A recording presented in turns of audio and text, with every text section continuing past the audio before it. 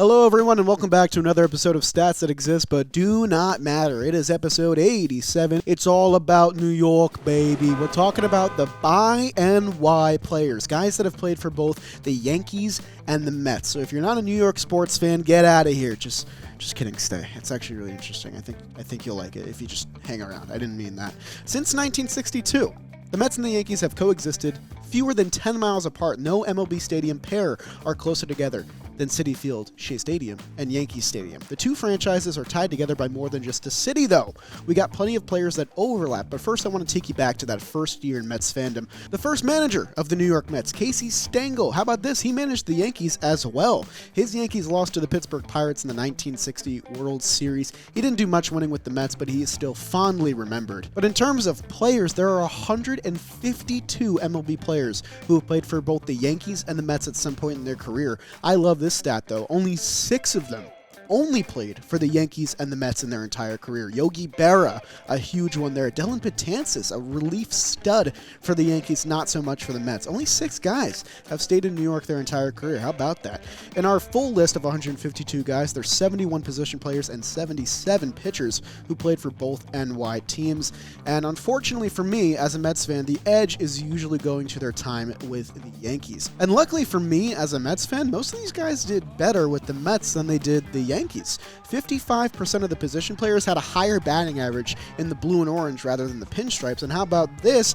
36% had a lower ERA in the Yankees, which means the majority of the pitchers were better with the Mets. And there's a laundry list of really notable guys who are both Mets and Yankees in their tenure. But the list of recent names that have played for both the Mets and the Yankees on the field is pretty crazy. Carlos Beltran is a huge one, had plenty of great years in Queens. Jay Bruce, big-time trade candidate guy for the Mets, also had his last year at Yankee Stadium. Robinson Cano, a Yankee legend, not so much a Mets legend, but he did get us Edwin Diaz, so that means something to me. Todd Frazier, friend of the company, had some big years with the 2017 Yankees specifically. Curtis Granderson spent 4 great seasons with my Mets, but his best definitely came in the Bronx. And how about this? Ricky Henderson only had 1 year in New York with the Mets specifically, but had time with both the Mets and the Yankees.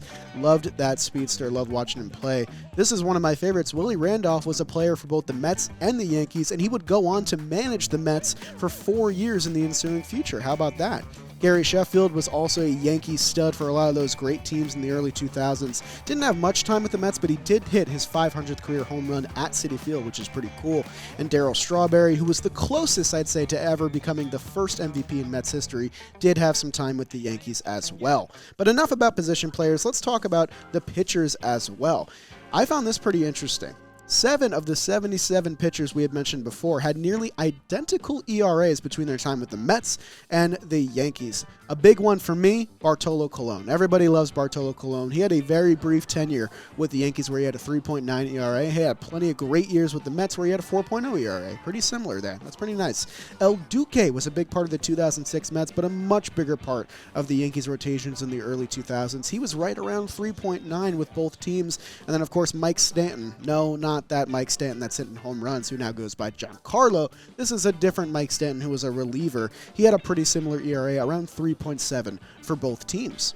But the biggest pitcher to play for both sides has to be JM's own David Cone. Didn't mean to rhyme there. He spent 7 years with the Mets and 6 years with the Yankees. He was nearly a part of that 1986 team. He just missed the cutoff. He was too busy in Kansas City, but he won plenty of championships with the Yankees later on in his career. His career WAR with the Yankees, 20.3. His career WAR with the Mets, 19.4. Pretty similar for both teams. I understand his affinity for New York. New York was very kind to him during his career. And guys, if you want to have a successful baseball career playing for maybe the Mets and the Yankees too, you got to go to Win Reality and touch up your swing. They have a pitcher library consisting of over 600 plus pitchers all the way from the professional leagues to amateur ball at 8U. From the release to the spin to the speed, hitters get a chance to study pitchers and really figure out what's wrong with their swing and what they can improve on. They give a variety of workouts focused on pitch recognition, timing, and decision making. And it's actually a product already used by a ton of major league teams, including the National League MVP winner from this year, Paul Goldschmidt. Hitters love it, coaches love it, parents rave about what it's done for their children playing baseball, so I highly recommend it to you. And you can go to winreality.com/stats right now to get started today. Train in here with WinReality and improve your game out there, and maybe get a contract with the Mets or Yankees. Who's to say? Thank you to WinReality for sponsoring Stats today. We will see you guys next time.